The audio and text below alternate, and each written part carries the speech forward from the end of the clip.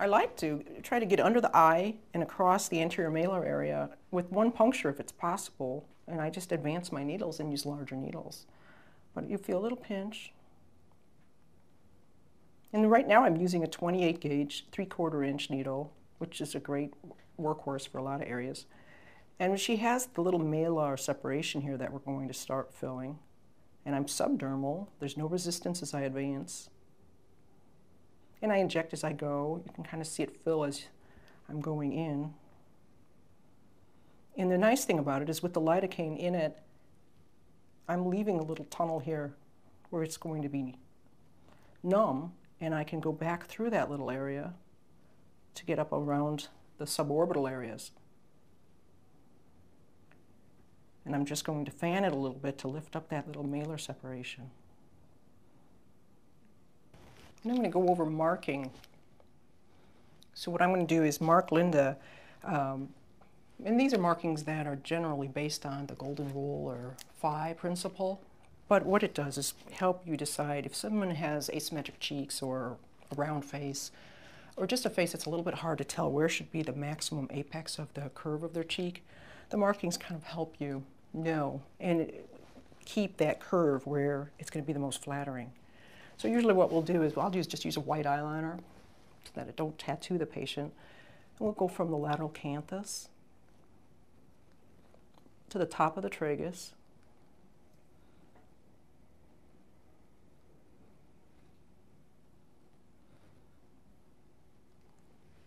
And then perpendicular line down from that.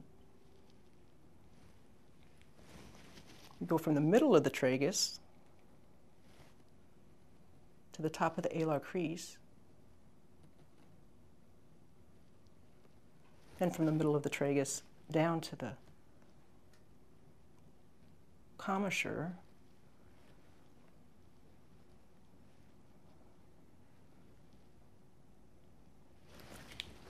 And I usually add a little line too from the lateral canthus down to the commissure.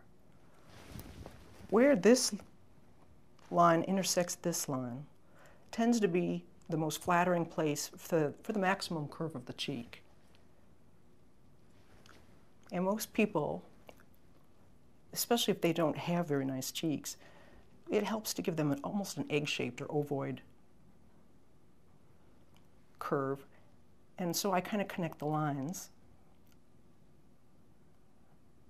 I make an ovoid shape between these lines. So I don't want my maximum cheek curve to be any farther forward than this part. I don't want it to be any lower than the line between the tragus and the oral commissure. But I want it to extend up over the outer zygoma. What I want to do here is I want to try to just bring this out a little bit because she really doesn't have much volume loss. But really what I want to do is I want to lift this lower face. And you know, that's a tough area. It drives people crazy. And it's kind of a hard area to correct without surgery. But if someone could use a little bit of volume in their cheeks and even in the preauricular area in the back of their jawline, it's going to help pull all that skin up a little bit and suspend it so it doesn't look like they have extra skin. And here I'm going to use a 27 gauge, 1.5 inch needle. I'm just going in at the edge of my oval, make a little pinch.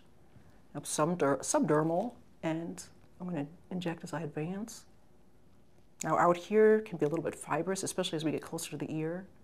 So I'm going to be subdermal, but not much deeper than that. I don't want to get into the masseter muscle. I don't want to get into the parotid gland, obviously. But I'm using a 27 gauge hyaluronic acid, which is very easy to mold and it's very soft. I think it looks smoother when I first put that in this area than some of the other fillers. And especially the lateral cheek, it's not as forgiving because of the fibrous tissue.